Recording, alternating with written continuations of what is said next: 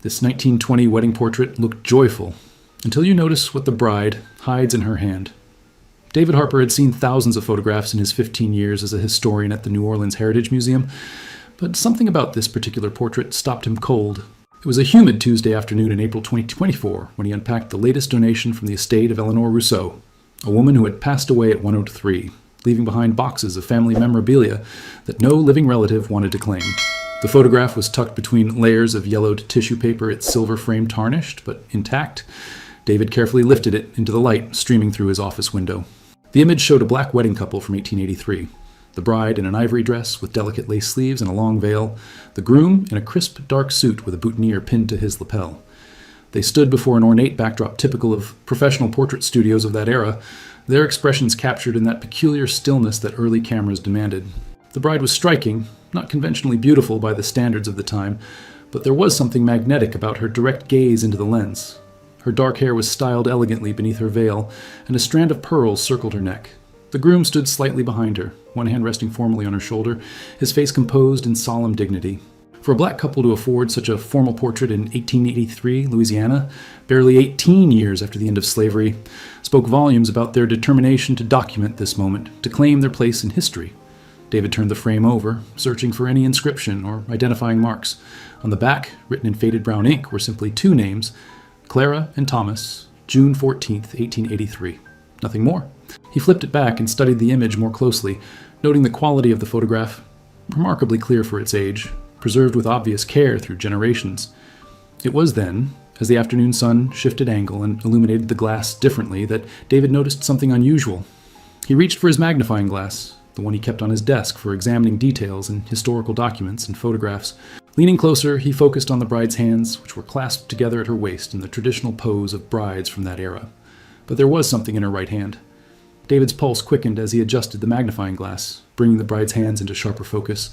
Between her clasped fingers, partially concealed by the folds of her dress and the angle of her hands, was a small piece of fabric.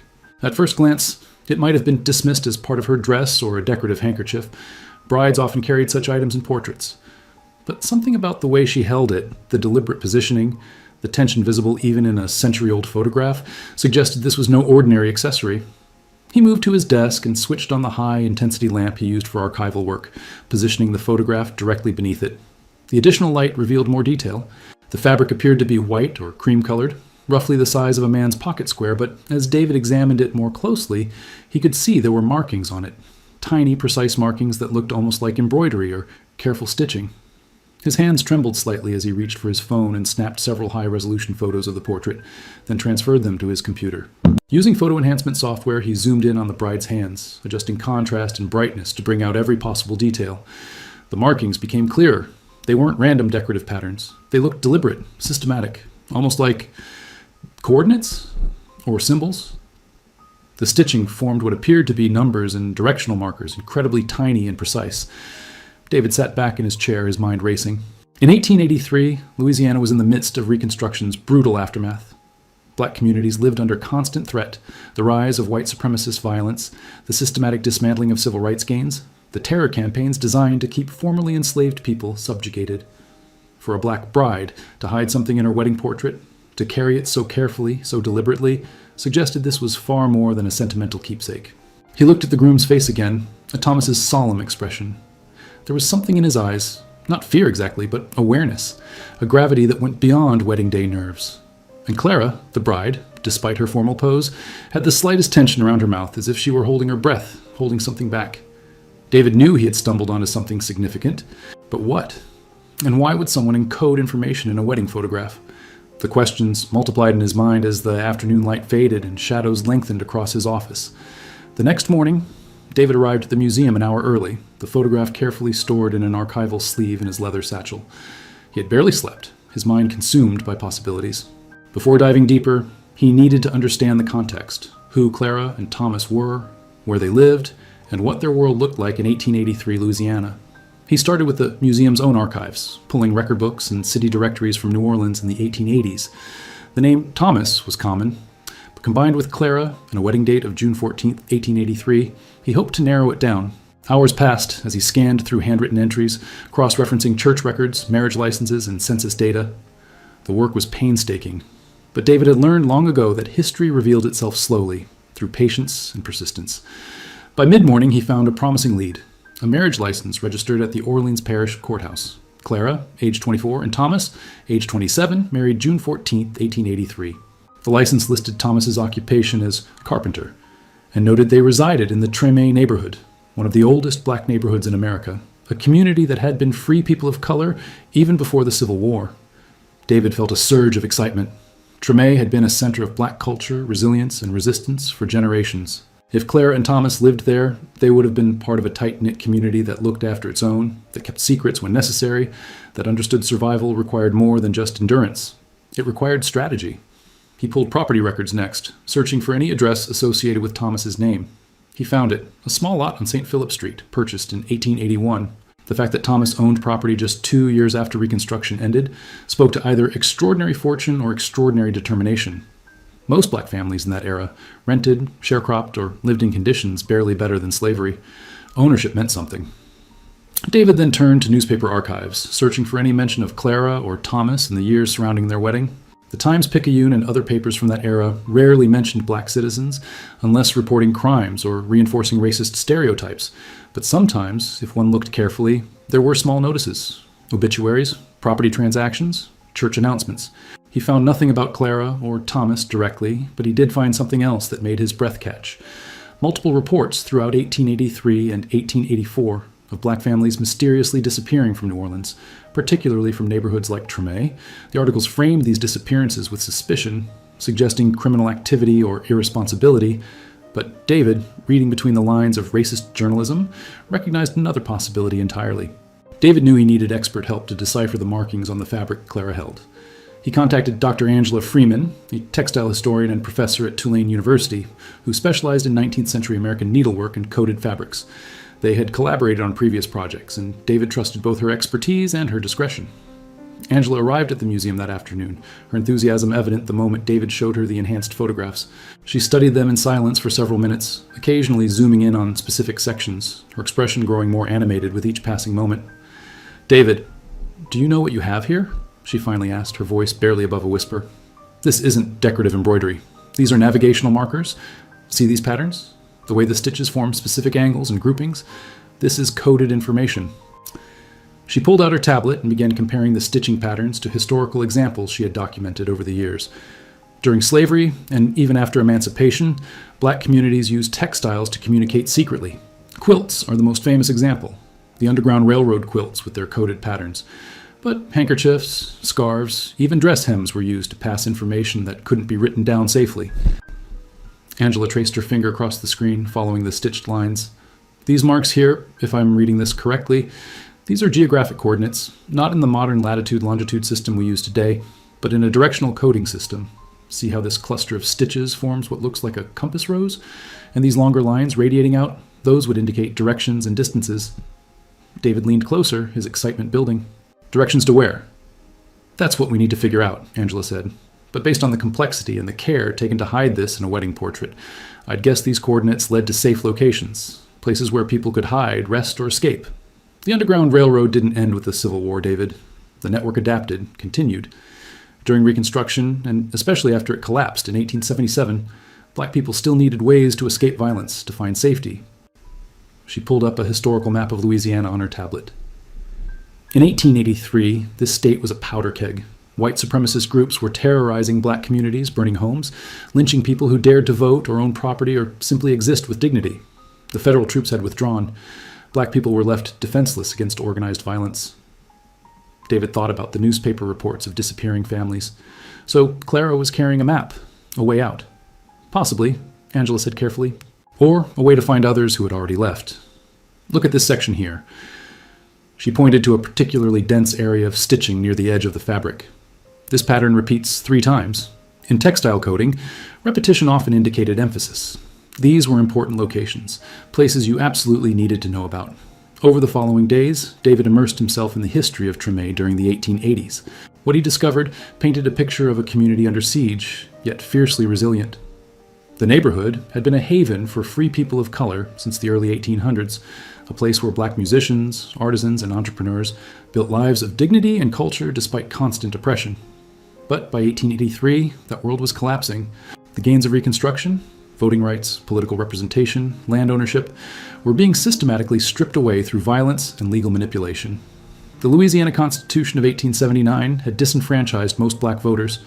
White supremacist organizations operated openly, attacking black families with impunity. The message was clear: black people would be forced back into submission by any means necessary. David found records of churches in Treme that had served as meeting places and centers of resistance. St. Augustine Catholic Church, established in 1841, had been a cornerstone of the free black community. He wondered if Clara and Thomas had been married there, if the church had played a role in whatever network the fabric of coordinates represented. He decided to visit Treme himself, to walk the streets where Clara and Thomas had lived, to see if any physical traces of their world remained. On a warm Saturday morning, he drove through the neighborhood, parking near St. Philip Street. The address from the property records no longer existed as a standalone structure. The lot had been absorbed into a larger development decades ago, but the surrounding blocks still held buildings from the late 1800s, their weathered facades testaments to survival. He walked slowly, imagining what these streets had looked like in 1883. Horse-drawn carts instead of cars, gas lamps instead of electric lights, and always the undercurrent of danger, the knowledge that violence could erupt at any moment without warning or consequence for the perpetrators. At St. Augustine Church, David found the parish office open. An elderly woman named Mrs. Delacroix, a longtime parishioner and volunteer archivist, greeted him warmly when he explained his research. Her eyes lit up when he mentioned the names Clara and Thomas and the date, 1883. "We have marriage records going back to the church's founding," she said, leading him to a small room lined with leather-bound ledgers. "Let me see what we can find." She pulled a volume from 1883 and carefully turned the yellowed pages. There, in elegant script, was the entry: Clara, spinster, and Thomas, bachelor, united in holy matrimony on the 14th day of June in the year of our Lord 1883. But it was the notation in the margin that made David's heart race. Witnesses, Samuel and Ruth. And next to their names, in tiny script, almost invisible, conductors. The word conductors changed everything. David knew immediately what it meant. Conductors were the guides who helped enslaved people escape to freedom along the Underground Railroad. But the Underground Railroad had officially operated before the Civil War ended in 1865. Why would conductors still be identified in 1883, nearly 2 decades after emancipation? Mrs. Delacroix saw the question in David's eyes. She gestured for him to sit, then settled into her own chair with the careful movements of someone who carried decades of stories. "Young man, the Underground Railroad never truly ended. It transformed.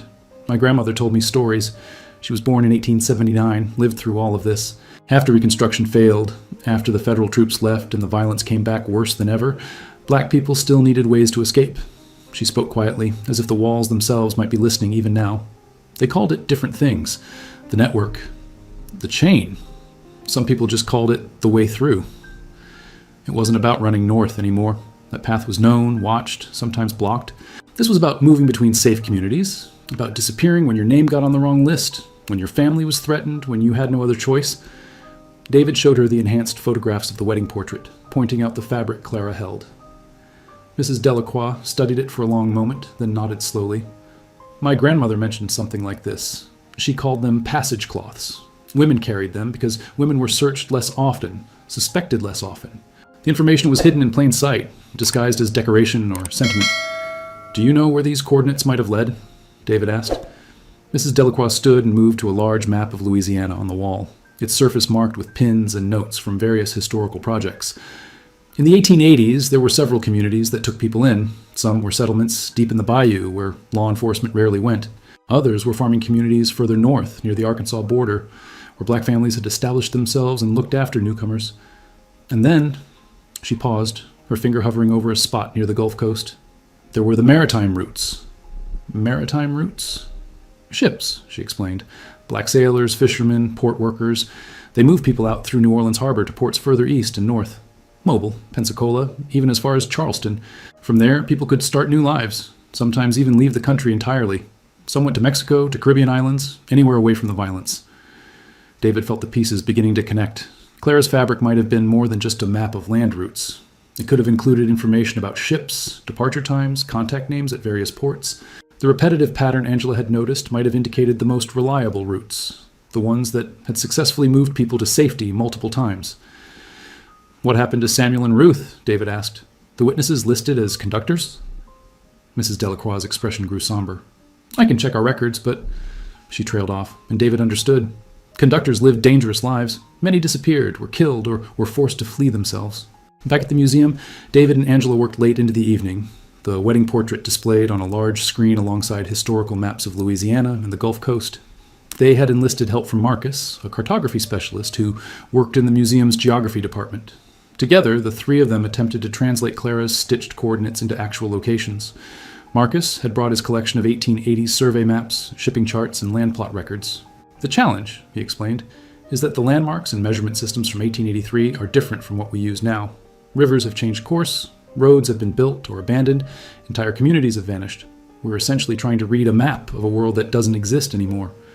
Angela had made detailed sketches of each stitched symbol on Clara's fabric, numbering them for reference. She laid them out in sequence. I think this first cluster represents starting points, locations in New Orleans itself. See how they're grouped together and connected with shorter lines? These would be meeting places, safe houses where people could gather before beginning a journey. David cross-referenced the directional patterns with street layouts from 1883 Tremé. One coordinate seemed to align with the intersection near St. Augustine Church. Another pointed to a location near the French market, where black vendors sold goods and where crowds provided cover for clandestine meetings. A third suggested a spot along Bayou St. John, where the water could provide escape routes into the wetlands. Now these longer lines, Angela continued, pointing to the radiating stitches, these indicate the actual escape routes. This one heads northwest, probably following the Mississippi River. This one goes almost due north, maybe toward Mississippi or Arkansas. And this one, she traced a line that curved southeast. This one goes toward the coast. Marcus pulled up a historical shipping chart from 1883 showing ports and regular maritime routes. If they were using ships, they'd need to know departure schedules, which docks were safe, which captains could be trusted. Look here. There's a notation on this chart about a regular packet service between New Orleans and Mobile. Small ships, mixed cargo and passengers. That would have been a perfect way to move people without attracting attention. For hours they worked, slowly building a picture of an intricate network that existed in the shadows of 1880s Louisiana. Each coordinate Clara had carried represented not just a location, but a lifeline. Someone's only chance at survival, a family's escape from violence, a community's determination to protect its own despite impossible odds. As midnight approached, Marcus sat back and rubbed his tired eyes. You realize what this means? Clara wasn't just carrying this map for herself. She was a conductor. She and Thomas both, probably. This wedding portrait wasn't just a personal keepsake. It was an insurance policy, a way to preserve critical information in case the original documents were discovered or destroyed. David looked at Clara's face in the portrait, seeing her now with complete new understanding. This young woman, barely into her 20s, had risked everything. Simply possessing this information could have gotten her killed. David knew he needed to find out what happened to Clara and Thomas after their wedding. Did they continue their work as conductors? Did they survive the violent decades that followed? He returned to the archives with renewed purpose, searching death records, property transfers, census data, anything that might tell him their story's conclusion. He found Thomas first, in a property record from 1891. The St. Philip Street lot had been transferred to Clara's name alone with a notation, widow. David's chest tightened. Thomas had died sometime between 1883 and 1891, when he would have been only in his mid-30s. David searched death certificates from that period, finding Thomas's entry dated March 1889. Cause of death, injuries sustained. No details, no elaboration. Just those two words, which in 1889 Louisiana, for a black man involved in helping people escape white supremacist violence, could mean anything. An accident, an altercation. The euphemistic language white authorities used to avoid investigating crimes against black victims. David sat in the silent archive room, feeling the weight of Thomas's story settle over him. This man, who had stood so dignified in his wedding portrait, who had supported his wife's dangerous work, who had built a life against impossible odds, had been reduced to 2 words in an official record. But Clara's story continued.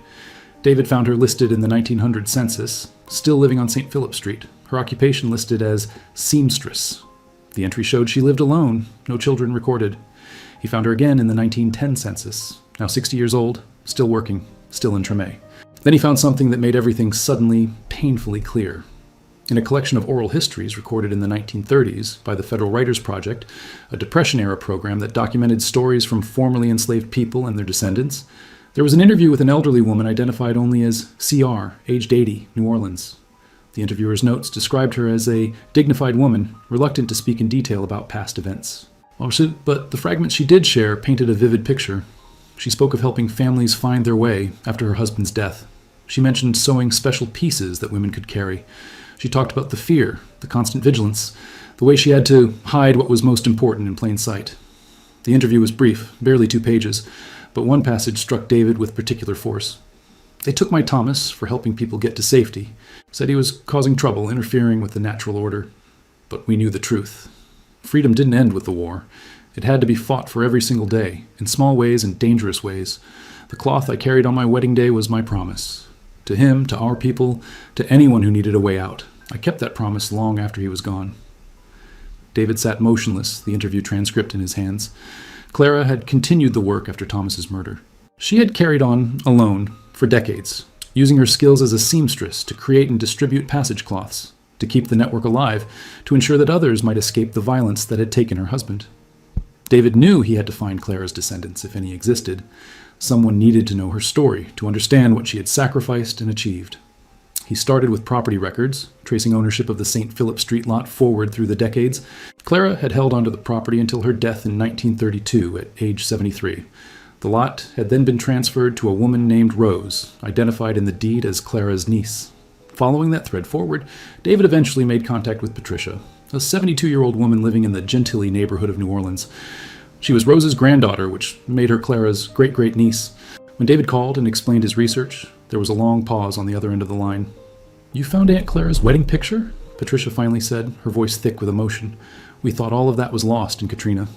They met the following afternoon at Patricia's home, a modest house filled with family photographs and memorabilia. Patricia moved slowly due to arthritis, but her mind was sharp and her memory full of stories passed down through generations. She brought out a worn shoebox filled with documents, letters, certificates, a few photographs. "My grandmother Rose told me about Clara when I was a girl," Patricia said, handling the documents with reverence. "She said Aunt Clara was the bravest woman she'd ever known, that she'd helped people in ways that couldn't be talked about openly, even decades later. But so much of the detail was lost. People were afraid to write things down, afraid to say too much." David showed her the wedding portrait and the enhanced images of the fabric Clara held. Patricia stared at them for a long moment, then began to cry quietly. She was so young, just a young woman, and she took on all that danger, all that responsibility. From the shoebox, Patricia pulled a small piece of fabric, yellowed with age and fragile to the touch. Grandmother Rose said Clara gave her this before she died.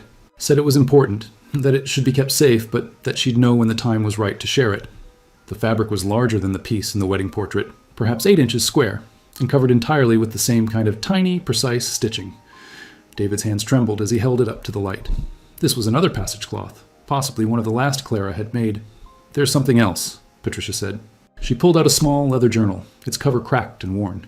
This was Clara's. Grandmother Rose hid it away for decades. I've read it, but I never understood all of it. Maybe it will make more sense to you. The journal was Clara's daily record from 1889 to 1920, written in careful script. Most entries were brief: weather, work completed, visitors received. But scattered throughout were coded references that David now understood.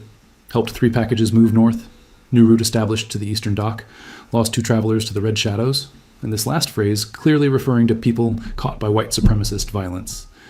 One entry from June 14, 1920, her 61st birthday and the 37th anniversary of her wedding, read simply, "Thomas, I kept my promise.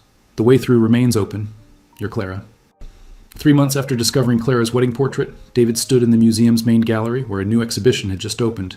Threads Through Time, the hidden networks of resistance in post-Reconstruction Louisiana. The wedding portrait held pride of place displayed alongside the passage cloths, Clara's journal, and the maps showing the routes she had helped maintain for over 40 years. Patricia had agreed to loan the family materials, understanding their historical importance. She stood beside David now, looking at the portrait of her great-great-aunt with pride and sorrow mingled in her expression. "She deserved to have her story told," Patricia said quietly. "All of them did. Thomas, the people they helped, the network that kept fighting long after the history books said the fight was over." The exhibition attracted significant attention from historians, journalists, and community members. Many visitors were descendants of Treme families, and some recognized names or places in the documentation. An elderly man named Jerome approached David one afternoon, pointing to one of the decoded coordinates on the wall map. "That location," Jerome said, "that was my great-grandfather's farm, up near the Arkansas border. Family stories always said he took people in, helped them get settled, but we never had proof. He died in 1894, never talked about it openly." He paused, his eyes glistening. "Thank you for showing that he mattered. that what they did mattered. David had worked with Angela to create an educational component for the exhibition, explaining the textile coding techniques and the broader historical context. School groups visited regularly, and David noticed how students, particularly young black students, stood transfixed before Clara's portrait, seeing perhaps for the first time a reflection of resistance that looked like them, that came from their own communities. One afternoon, a teenage girl named Jasmine asked David a question that stayed with him. Why did Clara keep doing it after Thomas died? Wasn't she scared? David thought carefully before responding. She was probably terrified every single day. But she understood something important, that freedom isn't just about laws or declarations. It's about people choosing to help each other survive, to create paths forward even when everything seems hopeless. Her fear was real, but her commitment to her community was stronger. The museum began receiving inquiries from other institutions wanting to study the passage cloths, to understand how the post-Reconstruction networks operated. David found himself coordinating with researchers across the country, each discovery adding new layers to Clara's story and the broader history of black resistance in the late 19th century. On the anniversary of Clara and Thomas's wedding, June 14, 2025, the museum held a special commemoration.